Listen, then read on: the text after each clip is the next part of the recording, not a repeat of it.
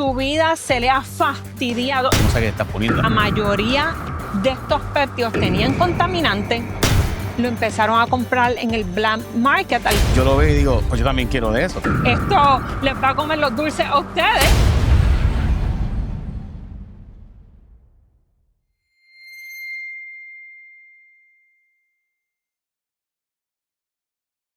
La controversia de los péptidos. Esto es explosivo, es lo que está viviendo el mundo de la medicina.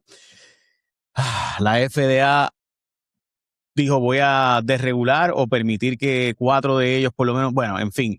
Yo tengo a la doctora, voy a decirlo, es controversial, con nosotros Sharon Vélez Maimí, endocrinóloga, anti-aging, no sé qué más decir, pero además de eso, la considero mi amiga, y además una gran persona que sé que lo hace de buena fe. Venir aquí a atreverse a hablar de estos temas con nosotros tan controversiales, porque esto es sí una controversia, doctora. Esto se ha convertido en el tema de la medicina recientemente, al punto de que, honestamente, pues uno no ni siquiera sabe. Mira, aquí está, doctora. El Pandora's Box FDA Peptide Boats could open the door to more unproven drugs. La caja de Pandora, la FDA y los péptidos votan a favor de abrir la caja de Pandora sin haber probado drogas o medicamentos, ¿verdad? Y por si acaso, doctora, yo sé que usted y yo hemos hablado varias veces de este tema, pero está tan controversial que usted ha decidido meterle mano al tema, porque pues hay gente que se atreve. Y aquí está, ¿verdad? Este es el US Health Panel Loosens Restrictions for Controversial Peptides Popular Online. Ok, hablemos de la gran controversia, de por qué es tan controversial este asunto. Y por si acaso, ¿verdad? Yo creo que todo el mundo sabe que un péptido, ¿verdad? Todos tenemos péptidos. Yo tengo un péptido llamado insulina, usted también lo tiene, todos lo tenemos, que son péptidos para arrancar por ahí y ya mismo hablamos de la parte controversial. Ok, pues vamos a empezar. Pues mira, básicamente los péptidos son cadenas de 39 aminoácidos o menos. O sea, una vez un péptido, una vez una cadena de aminoácidos es 40 o más, es llamado proteína. Y eso fue la definición dada por el FDA en el 2018, porque antes 40 aminoácidos para arriba, hasta 100 podían ser unos péptidos.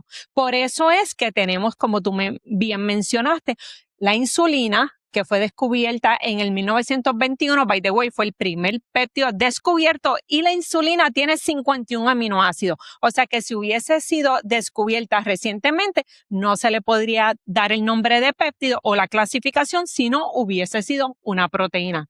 Pero como fue descubierta hace tanto tiempo, pues básicamente se le considera un péptido, aunque tiene 51 aminoácidos. Y los péptidos son mensajeros que permiten la comunicación de nuestro organismo. Pueden ser hormonas como la insulina, el glucagón, la hormona de crecimiento, pueden ser neurotransmisores como son la endorfina, oxitocina, o pueden ser reguladores de genes, que son péptidos que se creen que en vez de actuar en un receptor, actúan a nivel intracelular, como es el MOTS, que vamos a hablar de ese péptido. Rayo, va a empezar con la controversia. No, MOTS. eso ahorita, vamos a hablar de eso ahorita. O sea que básicamente es un péptido, es algo que le envía una señal, produce tal cosa. No necesariamente, ¿verdad? Porque son mensajeros, pero pueden aumentar la expresión, disminuir la expresión, regularla, o sea, pueden ser varias cosas. ¿Y qué son aminoácidos? Porque estamos hablando de péptidos, son 39 aminoácidos o menos, y ahorita te voy a aclarar eso, el por qué el número 40, y eso lo vamos a hablar ahorita de retatrutide, porque también hay otra controversia. Y eso, ¿verdad? Pues básicamente aminoácidos, tenemos 9 aminoácidos que son esenciales, que quiere decir que los tenemos que obtener de la dieta, y tenemos 11 no esenciales que obviamente el cuerpo de nosotros los puede producir a base de otros aminoácidos y otras cosas. Doctora, por si acaso, esto es controversial acá, pero en Rusia y otros países del mundo es bastante común. El uso de péptidos y demás. Y que vamos a hablar ahora de esa parte, pero ¿por qué la controversia acá? Es porque la FDA dice que no hay suficientes estudios, no hay suficiente research. Y también, por lo menos para mí, la gran controversia, yo creo en los péptidos. O sea, yo creo que funcionan. La cosa es cómo uno saber que está inyectándose un péptido que desde un buen origen no está el garete. Okay, ajá. Mira, realmente lo que tú estás trayendo de Rusia A nivel mundial hay más de 80 péptidos aprobados. En Estados Unidos solamente hay 10 péptidos aprobados, o sea, lo que es la insulina, los GLP-1 como semaglutide, tirzepatide, liraglutide, pero a nivel mundial el CIMAX, que es un péptido aprobado en Ucrania y en Rusia, acá no está aprobado. Y by the way, ese fue uno de los péptidos que se discutió recientemente en julio 23 y 24, que fue que la FDA se reunió para, ¿verdad?, determinar si los incluyen en la lista, en el bulk list o no. Vamos a hablar qué es lo que está pasando en la FDA. Básicamente, en el 2023, 19 péptidos fueron incluidos bajo categoría 2 en la FDA. ¿Ok? Vamos a hablar de las categorías, déjame explicarte. Nosotros tenemos bajo la FDA está el 503A, el bulk list. El bulk list quiere decir que son péptidos que la FDA ha estudiado y los ha incluido en su lista de bulk list y las farmacias de compuestos los pueden producir. ¿Ok? Ese es el bulk list, los péptidos en el bulk list. Pero tenemos la categoría 1, la categoría 2 y la categoría 3, que básicamente la categoría 1 son sustancias bajo evaluación en la FDA y por tener ingredientes nominados con documentación científica, se pueden producir en las farmacias de compuestos. ¿Por qué? Porque están bajo investigación de la FDA. O sea, categoría 1 o bulk list, las farmacias de compuestos los pueden, ¿verdad?, producir. Mientras, por el otro lado, la categoría 2, que esto fue lo que pasó en el 2023, que péptidos los sacaron de la categoría 1 de poderse producir en farmacias de compuestos a categoría 2 y ahí las farmacias de compuestos no los pueden producir. Y categoría 2 son sustancias que están siendo evaluadas por la FDA y que se consideran que tienen riesgos significativos para la salud o seguridad del paciente. Ahí está el BPC, el CIMAX, melanotan, etcétera. Y tenemos también la categoría 3, que son sustancias o ingredientes sin soporte de documentación o estudios científicos. Pues eso fue lo que pasó en el 2023. Sacaron péptidos de categoría 2 a categoría 1. Recientemente, en abril del 2026, tomaron 12 péptidos y los movieron, los quitaron de esa categoría 2. O sea que están en el aire, no están ni en el bulk list y tampoco están en la categoría 1. Por lo tanto, las farmacias de compuestos por ahí, muchos de ellos underground, lo están produciendo. ¿Ok? De esos péptidos que sacaron de la categoría 2, vamos a ver cuáles son. Son el BPC 157, el TB500, el KPB MOTSI, el péptido de cobre, el DISIP o emideltide, CIMAX, Epitalo, melanotan, catelicin, dihexa y el mecanogrowth factors. Bueno, pues eso fue en abril. En mayo, la FDA se reunió, esto fue más o menos como de mayo 11 a mayo 14, y votaron por los péptidos, a ver si los incluían en el bulk list. Y todas las personas de la FDA votaron en contra de que fueran incluidos en la lista del bulk list. Pero yo te voy a explicar qué fue lo que pasó.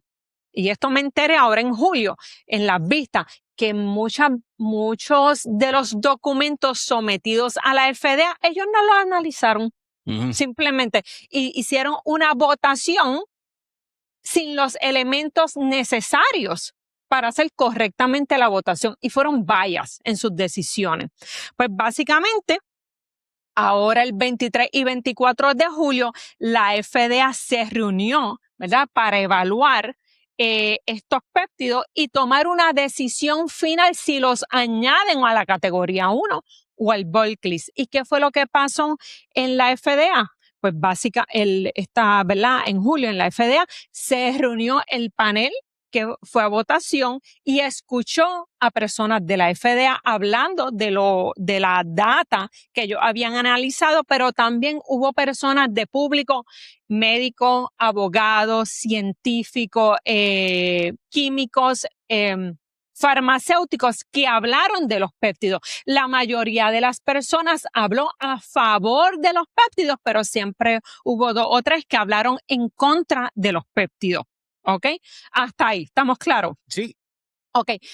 Cabe destacarse, ¿verdad?, que la WADA, y lo quiero decir, ¿verdad?, porque hay muchos atletas utilizando péptidos, pues la WADA es la Agencia Mundial Antidopaje y ellos prohíben los péptidos no aprobados en competencia y entrenamiento por no tener aprobación oficial. Así que, ¿verdad?, eso me gustaría discutirlo porque la mayoría de las personas que lo están usando, pues, son atletas. Ok, pues vamos a empezar con el BPC 157. Se le conoce como el Healing Peptide, el péptido de la sanidad.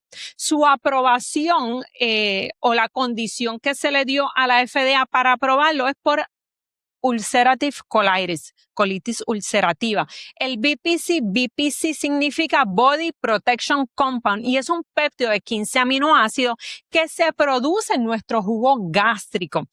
Fue identificado por el doctor Sikiric de la República de Croacia en el 1993 y encontraron que ese péptido tenía propiedades antiinflamatorias y promovía la salud de los tejidos.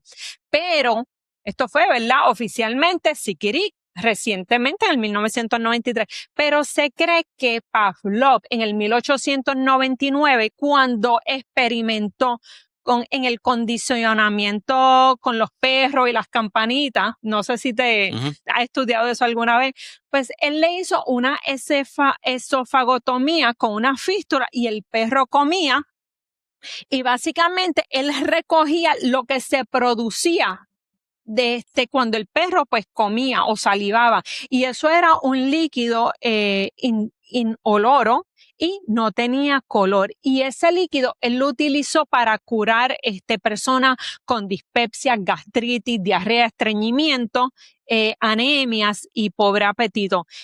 Y básicamente se cree que esa parte que Pavlov aisló tenía péptido de BPC 157. Pues básicamente la mayoría de los estudios son preclínicos, estudios preclínicos que hay, ¿verdad? De estos péptidos en general, son estudios que se han hecho en animales o se han hecho dentro de un laboratorio, ya sea in vivo o in vitro. La mayoría de los péptidos han sido estudiados en ratas, ratones. Hay uno estudios en conejos y hay otro en animales. Pues básicamente Sikiric, que fue el que lo descubrió, encontró que este péptido BPC 157 ayuda en la reparación de tendones, músculos, hueso, córnea, produce angiogénesis, que es nueva producción de vascularidad. Y cuando nosotros tenemos una lesión, ¿qué es lo que nosotros queremos? Que haya flujo de sangre para la sanidad de esa lesión. También hubo un estudio en regeneración completa del tendón de Aquiles en una rata y también la formación del tejido de granulación. En otros estudios, ¿verdad?, se destacó que aumenta el colágeno tipo 1, óxido nítrico, se reduce la célula inflamatoria y esto fue en unas publicaciones del Dr. Chung en el 2014. Hay otros documentos del Dr. Savo en el 2017 que previene úlceras pépticas y úlceras pépticas son básicamente úlceras que hay en el estómago o en el intestino. Está el Dr. Juan Juan con H y es chino, en el 2015 que hizo estudios en quemaduras, en piel quemada y hubo beneficio. Y está mi colega, el Dr. Lee, él es un endocrinólogo de Orlando, en donde él publicó 3 estudios en humanos. El primer estudio es de 17 pacientes, en donde 12 pacientes se le dio BPC se le aplicó BPC en las rodillas que le dolían. De ahí 11 pacientes refirieron que tenían una mejoría y 4 pacientes de estos 17 que fue BPC con TB500 3 refirieron una mejoría en sus dolores de rodilla. Cabe resaltarse que 4 pacientes de los que vieron beneficio en sus rodillas tenían MRI previos a la aplicación de BPC y unos posteriores, y se vio unos beneficios en eso y unos cambios positivos en esos MRI. Hay otro estudio que se hizo en cistitis intersticial, que es básicamente ese dolor o presión urgencia orinal que hay veces pueden sentir las mujeres. Esto no es causado por una bacteria. Y el tratamiento indicado para la cistitis intersticial es pentosan polisulfato. Y estos pacientes, estas mujeres todas habían fallado al tratamiento. O sea, el tratamiento no les había resultado, no les quitaba su dolor.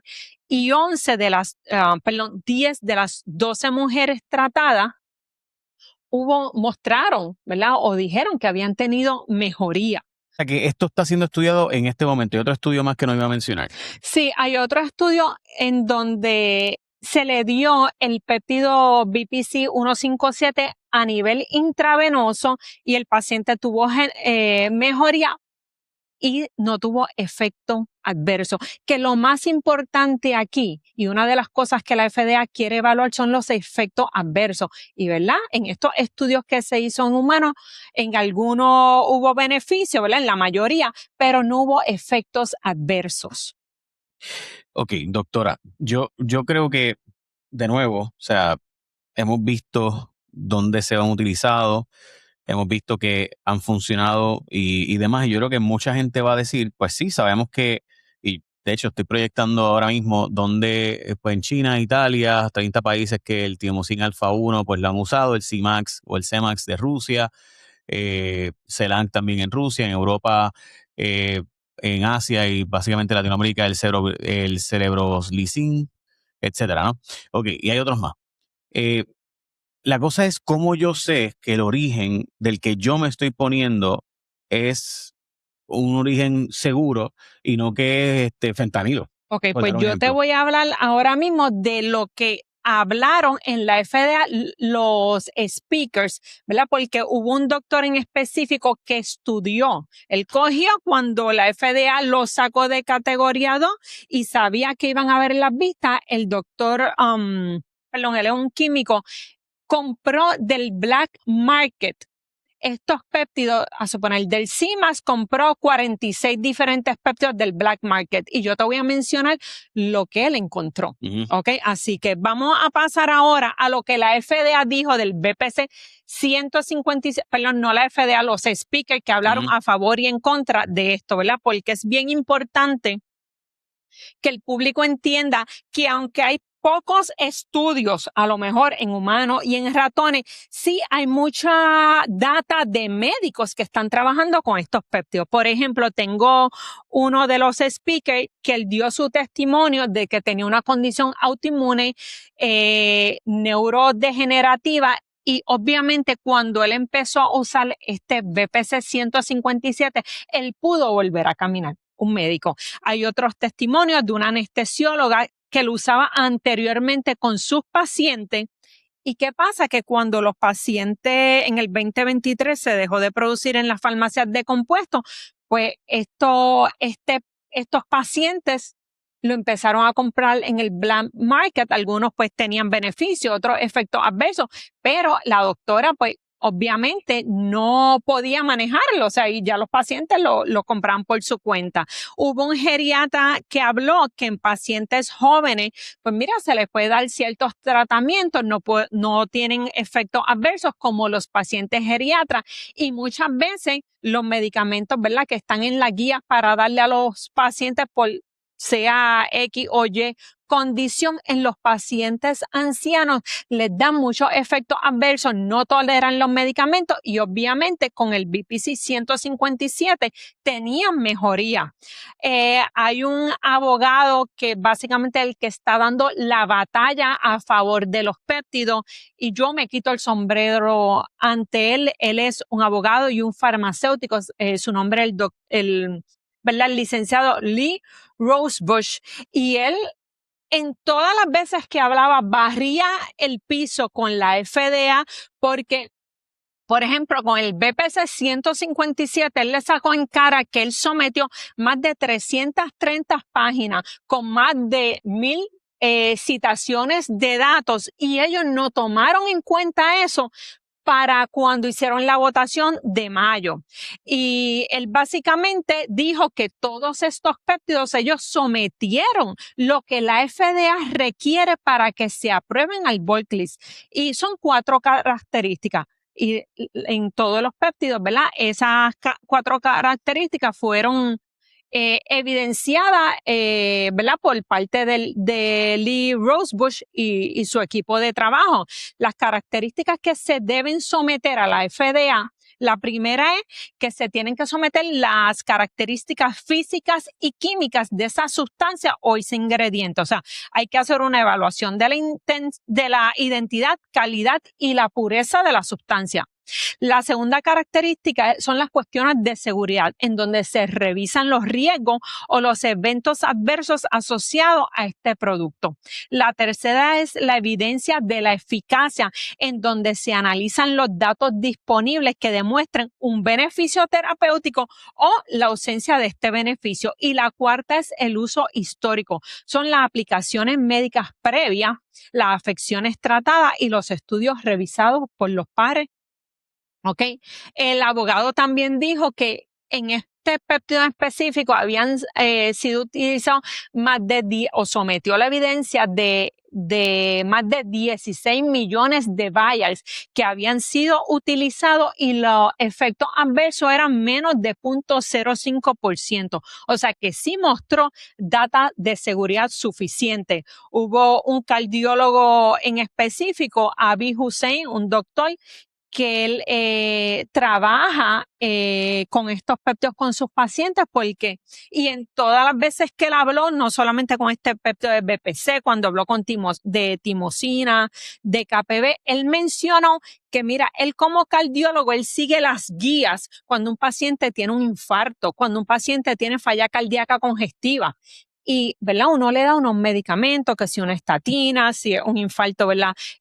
Un medicamento para que cuando tiene angina, dolor. Y él dice que a pesar de uno seguir todos estos medicamentos, de dárselo, el paciente tomárselo, muchas veces los pacientes no veían beneficio, seguían con sus dolores de pecho. Y él empezó a usar diferentes tipos de péptidos y con estos péptidos, no solamente el uso BPC, pero otros adicionales, él vio mejoría que no le daban los medicamentos de las guías.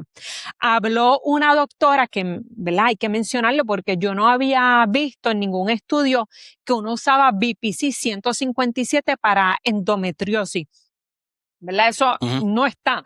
Pero esta doctora que que trabaja para Johns Hopkins, dijo que ella siempre utilizaba las pastillas anticonceptivas para estos pacientes, les daba hormonas, le hacía sus procedimientos, inclusive si les tenía que hacer histerectomía a estas pacientes o darle medicamentos narcóticos, pues lo hacía. Okay, ella me dice que ella cubría todas las bases y que muchas veces estas mujeres con endometriosis no tenían beneficios.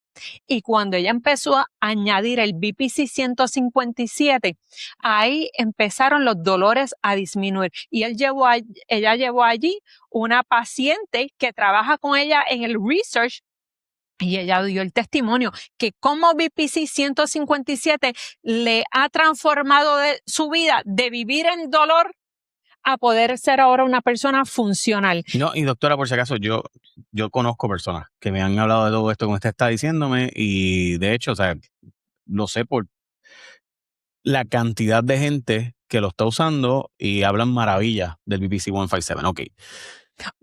Sí. Algo bien importante, quien te quería citar, el químico Joshua Sweater. Él fue básicamente el que se dedicó a estudiar estos péptidos del black market, en donde cogió 46 compañías, compró los péptidos de estas diferentes compañías, le hizo estudios de metales pesados como arsénico, cadmio, mercurio, plomo, platino, níquel, etcétera. Le hizo pruebas de endotoxina, de contaminantes, you name it. Y él dijo que la mayoría de estos péptidos tenían contaminantes. Algunos de ellos decían a suponer que tenía BPC 157 y no tenía nada de BPC 157. Incluso la pureza era menos de un 70%, o sea, un desastre. Que por eso él está abogando este químico a favor de que pueda ser incluido en el bulk list y lo hagan farmacias de compuestos, en donde las farmacias de compuestos básicamente los péptidos son un 99% de pureza. Lo que tenemos ahora es lo peor de los dos mundos, ¿no? Que hay gente buscándolo y lo que encuentras en el mercado negro o en el mercado ilegal o en el mercado no regulado versus que pueda hacer en una farmacia de compounding o de compuestos, que esa farmacéutica o farmacia de compuestos pues realmente te va a dar una sustancia que independientemente de lo que tú pienses, es mucho mejor que lo que quiera el punto de drogas, básicamente. Y mala mía por decirlo así, pero es mejor ir ¿verdad? a un lugar de cannabis a buscar el medicamento, a ir al punto de drogas a buscar un medicamento. Tú no sabes qué te estás poniendo. Exactamente. Okay. Y te voy a decir algo, yo tengo un paciente en mi oficina en donde su vida se le ha fastidiado y no fue por un péptido. Él compró un producto de enhancement porque él hace ejercicio en Amazon y perdonen, ¿verdad? ¿Puedo decirlo? Sí. Lo compré en Amazon. Oye, el producto se mandó a estudiar. Una vez él empezó a su salud, ¿verdad? En declining, se mandó a estudiar ese producto que él compró y salió con unos metales pesados altísimos. Y entre yo y otros médicos a nivel de Estados Unidos que él ha ido, lo hemos tratado de ayudar, pero el daño está hecho. ¿Ok? Y fue un over the counter y no era un péptido. O sea que el comprar producto en el black market, tú estás comprando a ciegas una ruleta rusa. Siempre innovando y con los mejores beneficios, MCS Personal Directo te ofrece cubiertas accesibles para que cuides de ti y de tu gente. Con una amplia red de proveedores de más de 15,000 médicos de libre selección, reembolso de hasta $40 mensuales por membresía a un gimnasio o por un entrenador personal debidamente certificado. Asistencia en el hogar para servicios como cerrajería, plomería, electricidad, de hasta $350 por evento hasta 4 veces al año.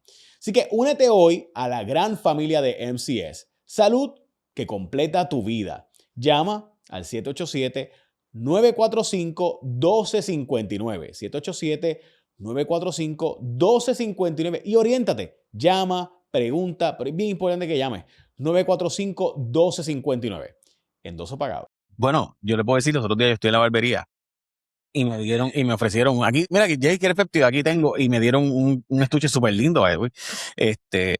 O sea, y yo digo, bueno, si yo fuera a ponerme de como eso, tendría que ser de un compound pharmacy. O sea, yo prefiero 1000 veces no hacerlo a hacerlo de forma al garete, porque tú no sabes qué estás poniendo. Ahora, doctora, la pregunta es, sí, cierto que el BBC 157, yo conozco muchas personas que plantean lo mismo y he leído sobre el tema, busqué ver los estudios que se han hecho, etcétera.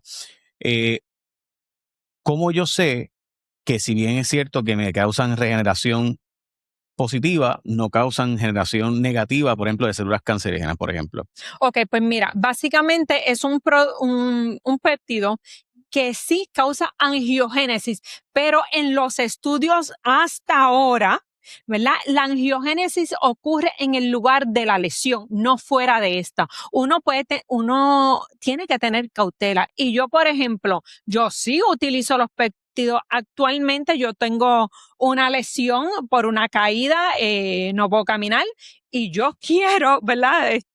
Yo quiero mejorar porque o sea, esto me tiene incómoda no poder caminar, y yo estoy usando péptidos, pero ¿dónde yo estoy comprando mis péptidos? En una farmacia de compuestos que como ahora mismo, sí, lo sacaron de están en el área gris, o sea, no están ni autorizados ni no autorizados, o sea, no están prohibidos, no están autorizados, están en el área de básicamente over the counter. Exactamente, pues yo lo estoy comprando, obviamente yo estudié primero y yo tengo varias farmacias de compuestos en Estados Unidos que lo están produciendo y obviamente pues yo estudié, vi los componentes, porque todos los componentes vienen de China. Lo que aquí hacen es estudiar la pureza, estudiar, ¿verdad? Bueno, casi todas las farmacias también vienen de China, ¿verdad? Pero Exactamente.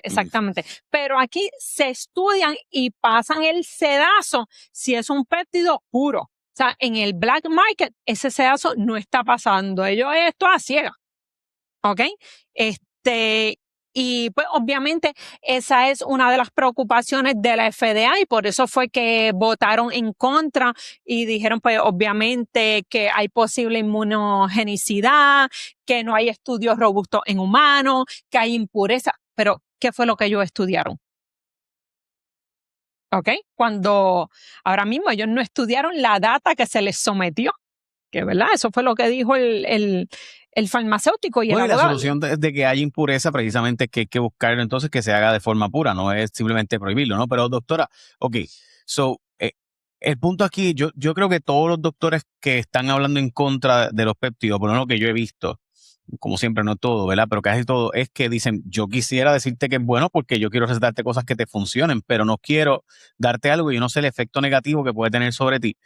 Y de hecho, el último argumento es como que, por ejemplo, y esto sí lo he visto mucho, y hay gente que en vez de ponerse un péptido, se ponen 10. Entonces, pues, no me quería poner la vacuna del COVID, pero me quiero poner 10 péptidos de un cantazo. O sea, entonces, ¿cómo funciona eso? Ok, lo primero es que esto no es para todo el mundo.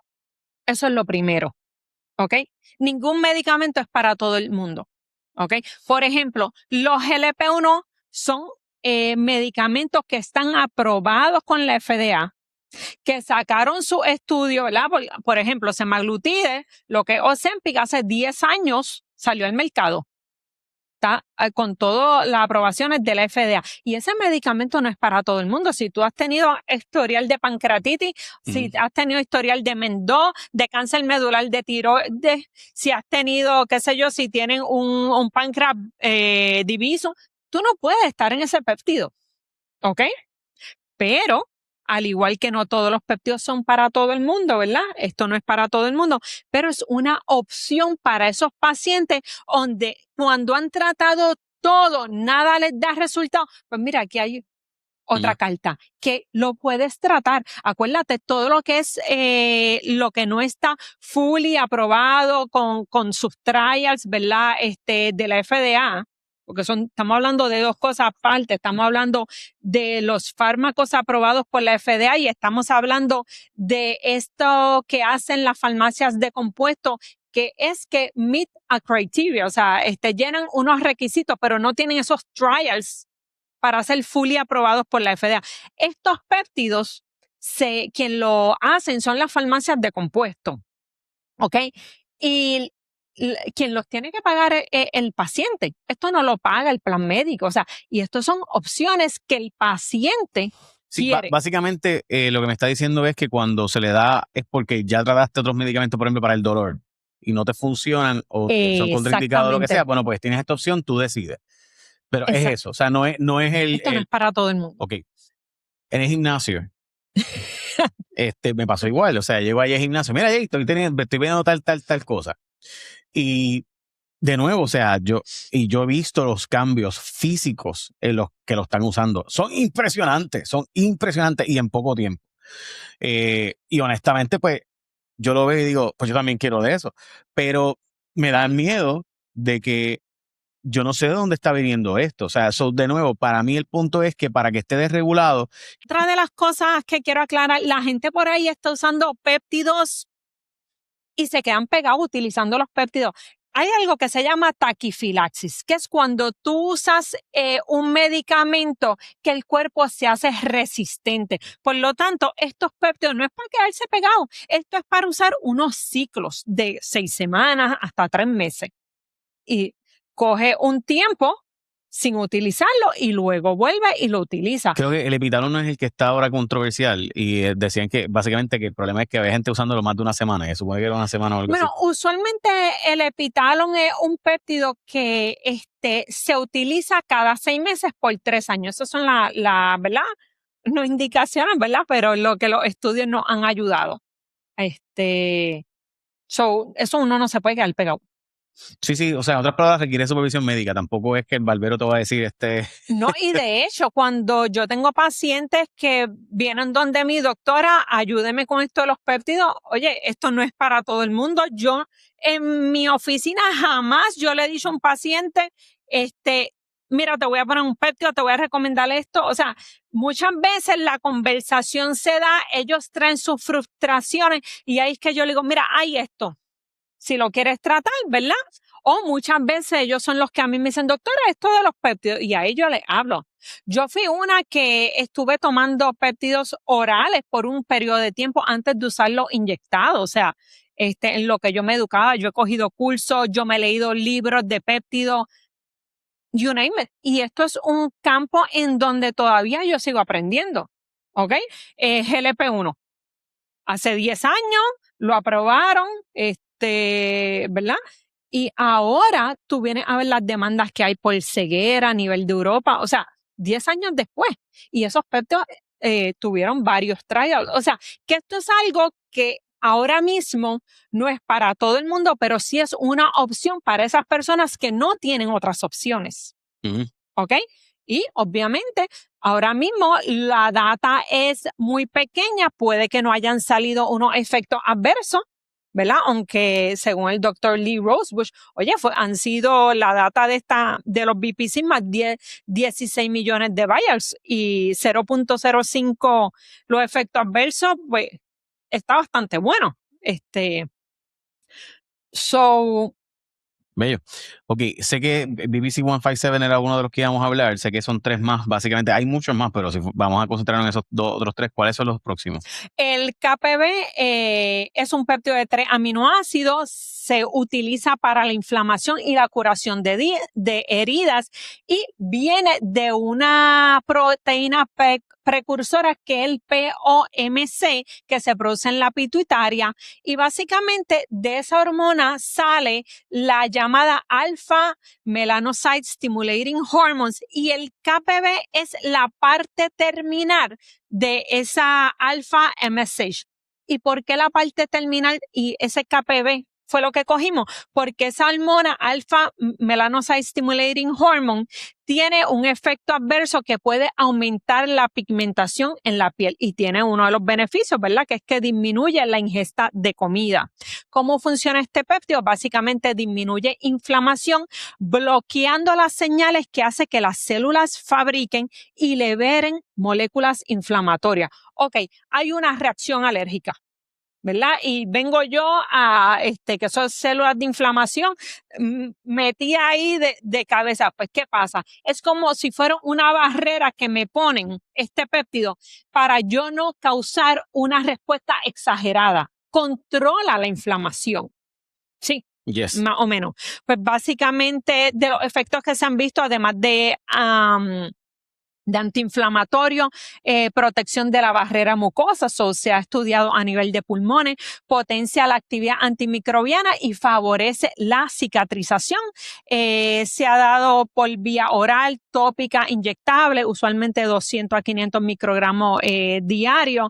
Se ha estudiado para condiciones inflamatorias como el IBD, la colitis, condiciones de la piel, lo que es eczema, dermatitis, psoriasis, heridas y algunas condiciones respiratorias. De los investigadores, ¿verdad? Hay una publicación en el 2007 en la revista de gastroenterología que se estudió en ratones con enfermedades inflamatorias intestinales y se le administró por vía oral como un gel. Y bueno, se vio unos resultados favorables en donde disminuyó esta cascada proinflamatoria, que estos son interleuquinas y esas cosas. Se aceleró la recuperación del peso corporal y se redujo los infiltrados inflamatorios en el tejido dañado por la colitis. También hay un estudio en conejos en donde estos conejos hubo una reparación de sus córneas a los 60 horas versus los conejos que no se les dio el KPB, en donde obviamente no hubo ninguna regeneración. Hay otro estudio en el Cellular Molecular Gastroenterology and Hepatology de mayo del 2016, en donde en ratones merinos con cáncer el KPB redujo el número y el tamaño de los tumores, así como la proliferación proliferación de las células malignas, demostrando eficacia, ¿verdad? Para frenar la tumorigénesis, ¿ok? Que es la formación que se indujo por la misma inflamación. ¿Qué dijo la FDA ¿verdad? ¿O qué pasó en las vistas? Pues básicamente un speaker a mí me llamó la atención, ¿verdad? Y él habló de los pacientes de cánceres que se le da quimioterapia. Todo paciente que recibe quimio, 40% desarrolla mucositis, inflamación de la mucosa oral. Y cuando esa quimio es en cabeza o cuello, aumenta un 90%. O sea, tú tienes un paciente con su boca inflamada, salivando, llagas, no pueden comer. Cuando se les dio el KPV por vía oral, les redujo la inflamación en la mucosa oral, ayudó a la reparación de este tejido, restauró la integridad de la barrera inflamatoria y obviamente, ¿qué esto significa? Mira, un paciente que está sufriendo menos, un paciente que tiene mejor nutrición porque puede comer y mejor calidad de vida. Y eso fue de las cosas que pasaron, ¿verdad? De los speakers que hablaron a favor de que me impactó. El doctor Peña, un médico de sala de emergencia que recibe muchos pacientes con pie diabético, heridas que no sanan, fallo injerto en piel. Él encontró que desde que empezó a utilizar KPV en sus pacientes, heridas empezaron a sanar mucho mejor. El doctor Abid Hussein, el cardiólogo anteriormente que habló, él habla de que tiene pacientes con colitis ulcerativa y estos pacientes están teniendo menos flares, ¿verdad? Joshua Sweeter, el químico que investigó el Black Market, dijo que este fue el péptido más colgado. Básicamente el péptido más contaminado, la pureza era menos de un 70%, la potencia era hasta de un 30, un 80%, o sea, de todos los péptidos, este fue el peor que salió en el black market. El doctor Matt Cook, que ha trabajado con péptidos de más de 10 años, con más de 15,000 pacientes, lo ha utilizado en sus pacientes como antiinflamatorio, específicamente en los pacientes que tienen una condición de activar los mastocitos. Y estos son unas reacciones exageradas, o sea, de inflamatoria, alergia, y él vio que este péptido le ayudaba en controlar. Y habló el abogado Lee Rosebush, que lo voy a mencionar siempre, ¿verdad? En donde todos estos péptidos, él sometió la data, no se tomó en consideración y por eso fue que se colgaron en mayo, ¿ok? Pero muchos de los médicos que votaron a favor de los péptidos, o sea, habían químicos y habían farmacéuticos y médicos, la mayoría de los médicos que votó a favor dijeron que mira, estamos votando a favor porque la FDA falló en tomar todas las cartas en cuenta y estaban molestos. ¿Ok?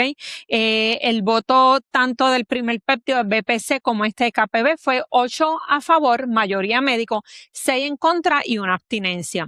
La timosina beta, básicamente, la mayoría de los estudios, más de 80 estudios, están hechos con timosina beta 4, pero lo que nosotros encontramos por ahí es el TB500, que es un péptido de 7 aminoácidos derivados de la timosina beta 4. Y ahí te voy a explicar algo que te había hablado anteriormente.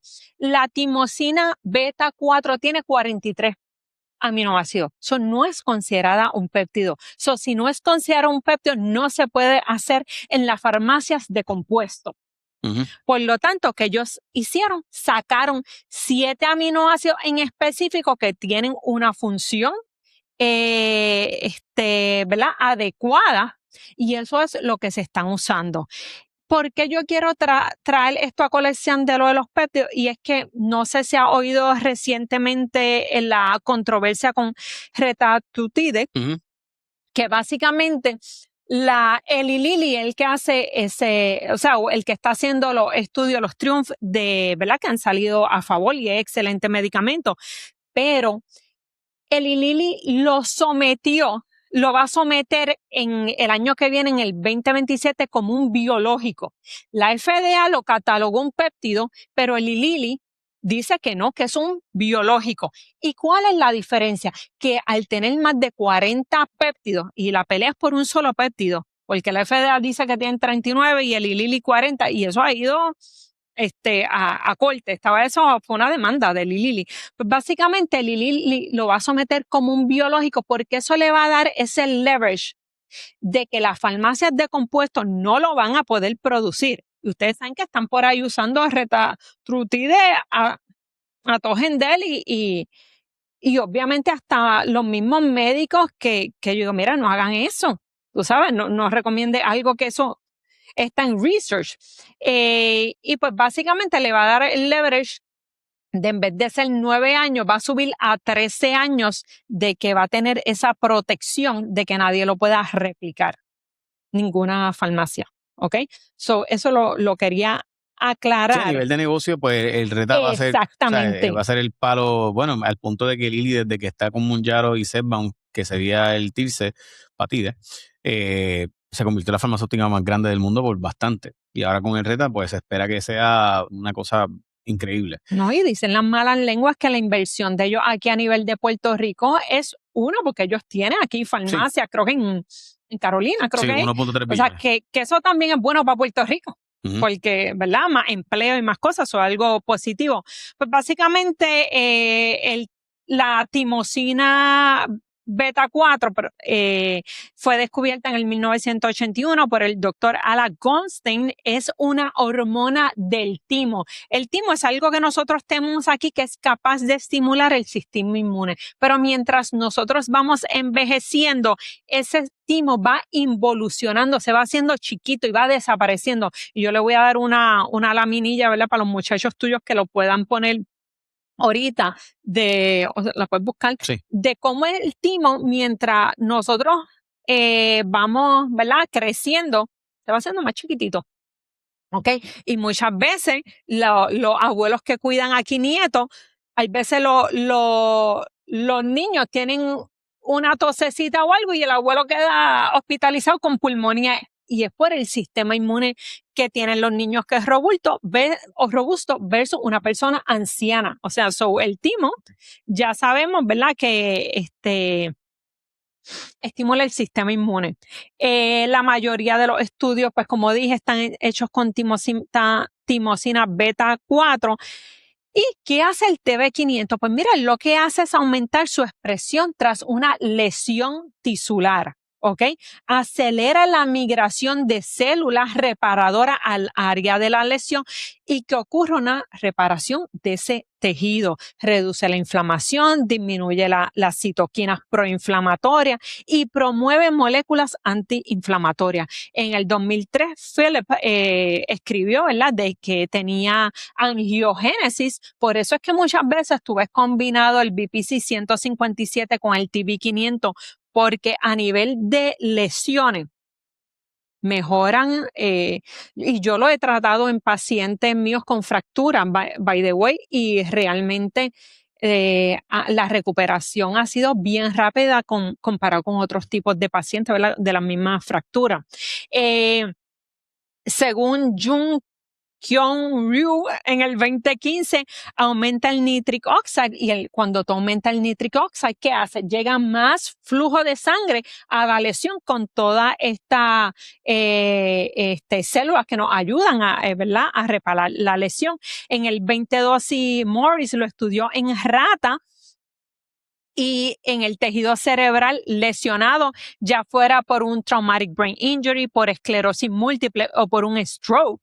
Y hubo un aumento en las células de regeneración y hubo neurogénesis, angiogénesis, oligodendrogénesis y remodelación axonal durante la recuperación de esa lesión neurológica. O sea, que es un estudio bastante a favor, ¿verdad?, de lesiones a nivel neurológica.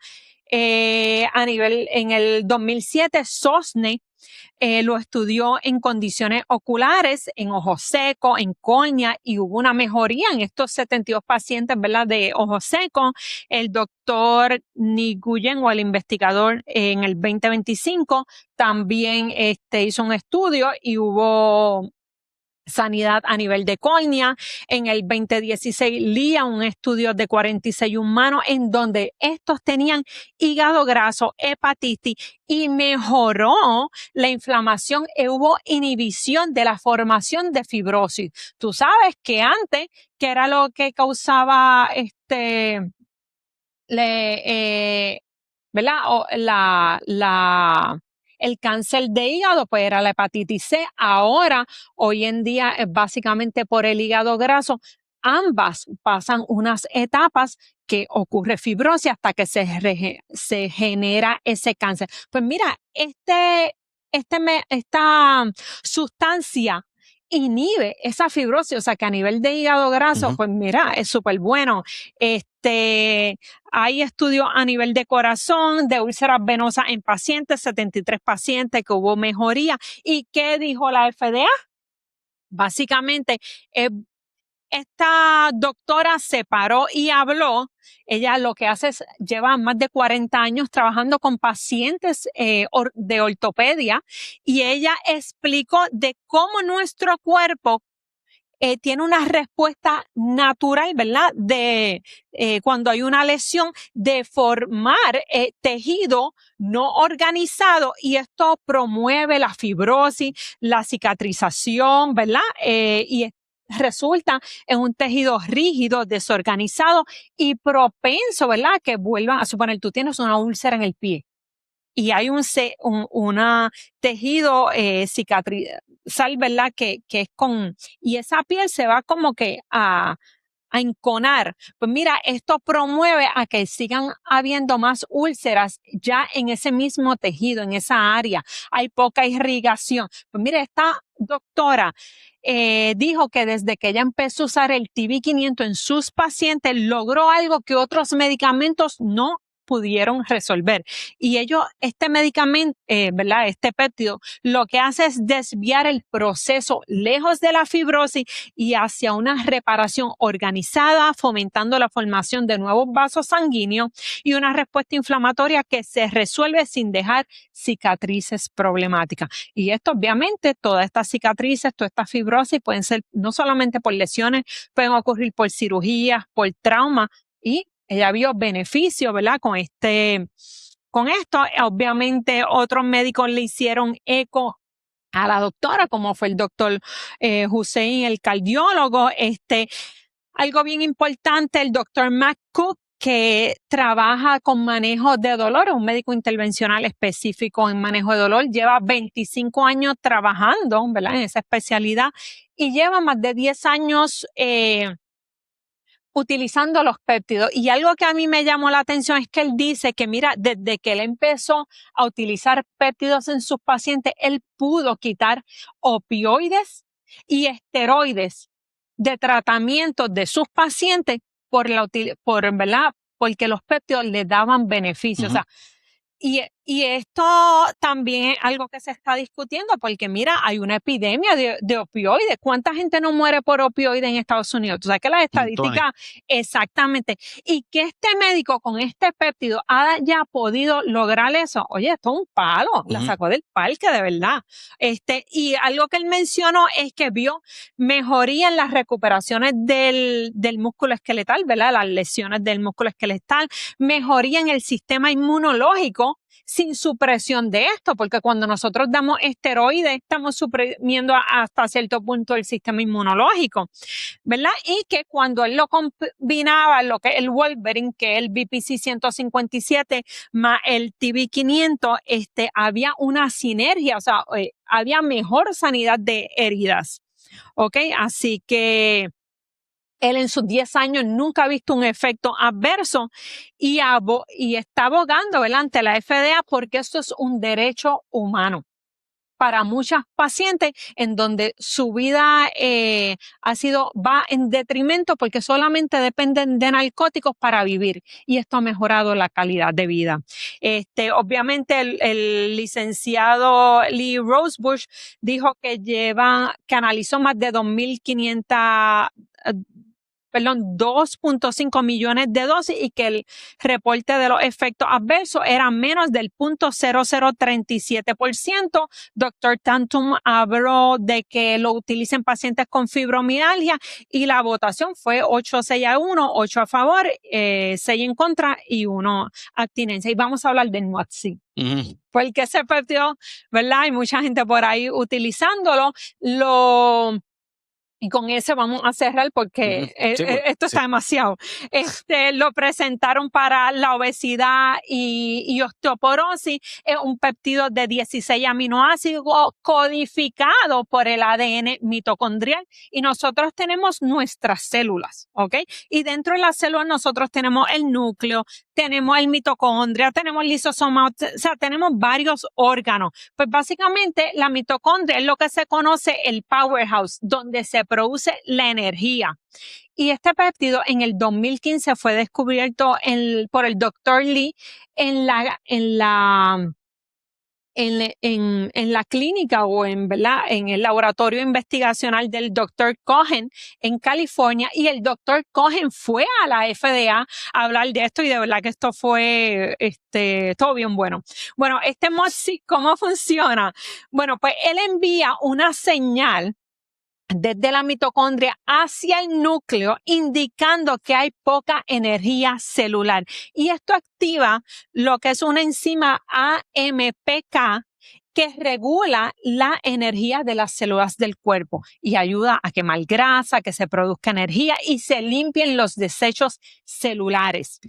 Cuando nosotros vamos envejeciendo, obviamente el MOTSI va también decayendo y va disminuyendo nuestra energía, va aumentando los desechos celulares, y estos desechos celulares son los ROS, los Reactive Oxygen Species, que nos hacen daño y, ¿verdad? Crean enfermedades, cánceres, etcétera.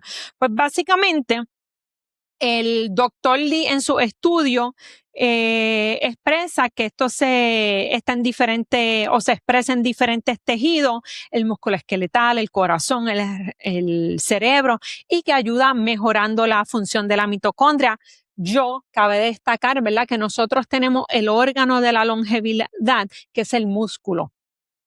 Y el organelo, ¿verdad? Yo estoy hablando de mi punto de vista. Para mí el organelo de la longevidad es la mitocondria, y nosotros tenemos que mantener buena función mitocondrial, y este péptido específico nos ayuda a eso. El doctor Kumagai en el 2021 hizo estudios en ratones en donde el MOTSI previene la atrofia muscular reduciendo miostatina, que la miostatina es una proteína que reduce en el músculo, y al expresarse aumenta la sarcopenia. Si nosotros reducimos la miostatina, estamos reduciendo también la sarcopenia. Hay un estudio, ahorita diré quién fue que lo hizo, pero que cogieron ratones en donde los enyesaron, y tú sabes que cuando uno no mueve una pierna, y a mí me ha pasado, esto va formando, esto se atrofia porque tú no estás ejercitando, y esos ratones que le pusieron ese yeso, mira, no hubo al final del estudio una diferencia entre una de las patitas comparada con la otra. ¿Ok? Versus lo que no se les puso el MOTSI, que sí hubo su atrofia. O sea que el doctor Cohen en la FDA dijo, y voy a citar todo lo que él dijo, que esto es un potente regulador metabólico que influye en la biología muscular, que estudios que él hizo en ratas en donde él le dio una dieta alta en macronutrientes, proteínas, azúcares, grasa, y le hizo una ovariectomía, o sea, eran ratas. Tú sabes que en las mujeres cuando se les quitan los ovarios o cuando están en la menopausia, obviamente no tienen esta hormona estradiol, ¿verdad? Progesterona que en sus niveles, y aumentan de peso. Pues en estas ratas que él le quitó los ovarios y que le dio una dieta alta de macronutrientes, no hubo aumento en peso. ¿ok? Y eliminó la acumulación de grasa en el hígado, revirtió la resistencia de insulina y mejoró la capacidad del ejercicio, retrasó la discapacidad física relacionada con la edad.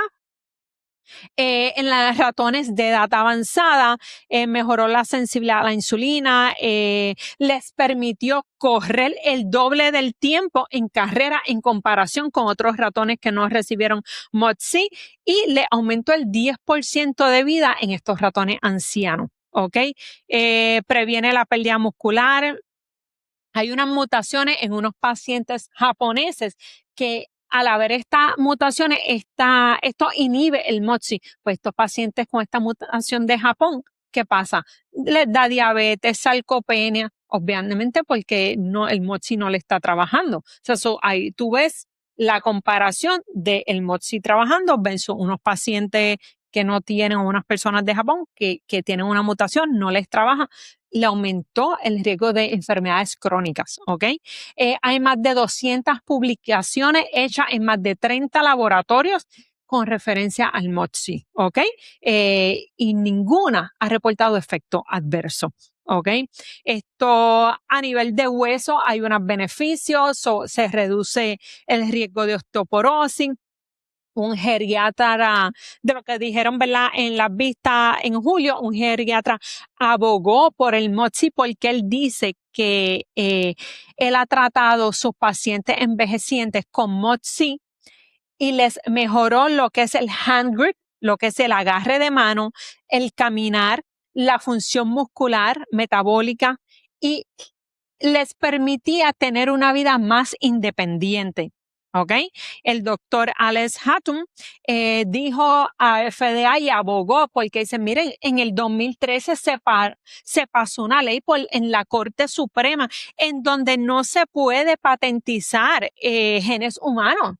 Y estamos hablando que el MOTS-c proviene, ¿verdad?, de material genético de la mitocondria, que by the way, cabe destacarse que el material genético de la mitocondria se pasa de madre a hijos. O sea, viene siempre de la mamá, ¿ok?